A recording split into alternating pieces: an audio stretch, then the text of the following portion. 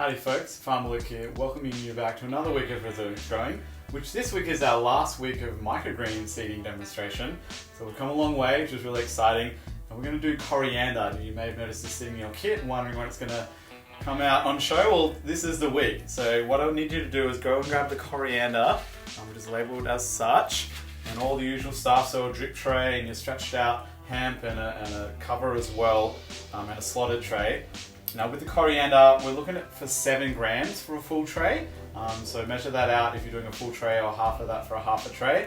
It's roughly 30 mils if you're using a measuring cup, but again with the bigger seed type, similar to the sunflower, the volume metric isn't as accurate for this sort of seed, so we generally recommend weighing. So go for that 7 gram mark, and that should give you enough for a whole tray. Now with coriander, we've left it to last because it's definitely the trickiest microgreen to grow.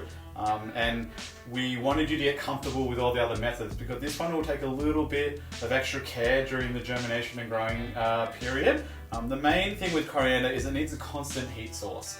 So if your fish tank is set up and you've got a clear space, this is the time to do it. If you're still growing something on top of your fish tank, we'd probably recommend us holding off seeding the coriander until the top of the tank is free. And the reasons for that is the coriander needs a constant temp of about 20 to 22 degrees during the germination process. As you can see with coriander seeds, and you may have noticed this when cooking with them previously, they do have quite a hard shell, and that takes a long time for the seed to germinate through that. Normally with soil, it'll help break that down, but in a microgreen environment on the hemp mat, we don't have that extra help, so it does take a lot longer to germinate. So the key sort of pro tip for coriander is constant heat, and you need to be really mindful of the airflow because the coriander can become susceptible to sort of fungal or mold growth because it is germinating for such a longer time than usual. With that, another sort of pro tip is to get some hydrogen peroxide. So that's that 3% hydrogen peroxide, which you can get from any local chemist. That's pretty much going to be essential for this microgreen. So I wouldn't recommend starting it until you've got yourself some hydrogen peroxide. It's really key to be able to have that to spray every few days just to keep any potential mold or fungal spores down, as well as keeping the area really well aerated and allowing some fresh air to flow through. So you could use something like a little desk fan or a floor fan to continually blow air around the tray. It depends on where your fish tank is set up. It might have good airflow, maybe near a window or something like that. So they're all really important points to be mindful of, and we'll put them in the fact sheet as well, so you've got a really clear list of what to look out for. Other than that, the actual seeding process is very much the same as previous microgreens. So have your stretched hemp that's nice and moist, and grab your microgreen seeds, in this case coriander seeds in a glass or a mug. And with that 7 grams of seed, so that's pretty important. They are quite lightweight, so 7 grams doesn't seem like a lot, but it'll be enough to spread. Again, just shake them out all over your hemp.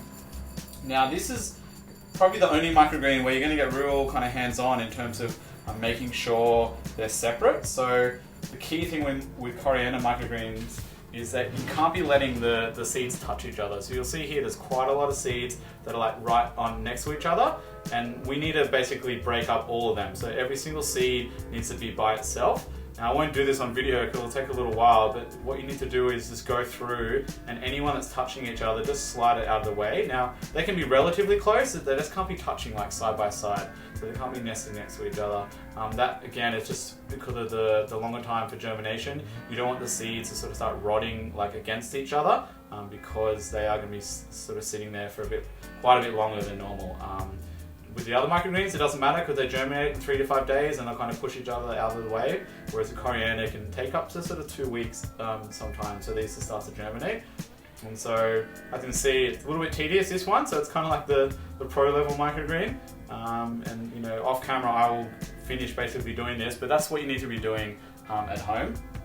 Make sure that none of the seeds are touching each other, otherwise you will run into some issues there. So hopefully I sort of covered the main points there. The coriander is an incredible microgreen.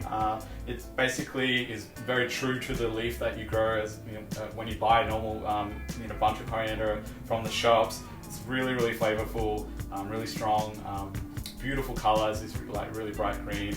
I know some of you don't like coriander. There is a certain part of the population where it tastes like soap. Apparently that's genetic, so if that's you, we're sorry about that. We can't alter the DNA here at Farm Lawn just yet. But I really love coriander. I love it in Mexican food, and I love it in Asian food as well. So it's a big win for me. I'm really excited about getting to grow this finally. But just those key points to remember. So you need a constant heat source, be it on top of your fish tank where the water is around that sort of 20-degree mark. You can also get like a heat mat or a growing mat. You can buy them from local nurseries as well. They will maintain a constant temperature underneath the growing medium. They're the main two sort of ways to keep them warm. And as far as airflow goes, a little desk fan, or if it's by a window, that's good. And one practical tip as well is just to take the lid off every sort of day or so. So you just want to take the lid off, and just kind of like blow, some fresh air, get some movement around there, because you don't want this sort of stagnant, moist air just sitting on the seeds for a long time, because that will really increase the risk of mold or fungal growth. And that 3% hydrogen peroxide as well. So definitely you will need that for this growing, because they just take too long to germinate without that little bit of extra help, because they are out of the soil on this one. So hopefully all that makes sense. This will be one where I'm sure you have lots of questions, so please jump onto the Facebook group and I'll be on there during the week to kind of answer that. But if you follow all the directions, you should be pretty okay. And you should have some nice healthy looking coriander in sort of 2 to 3 weeks. So hopefully that's all been okay. It's been great sort of teaching you how to grow microgreens. We're going to move on to some sort of bigger plants in the next few weeks to round out the course, which is exciting. But until then, I've been Farmer Luke saying happy growing, and we'll see you on the farm soon.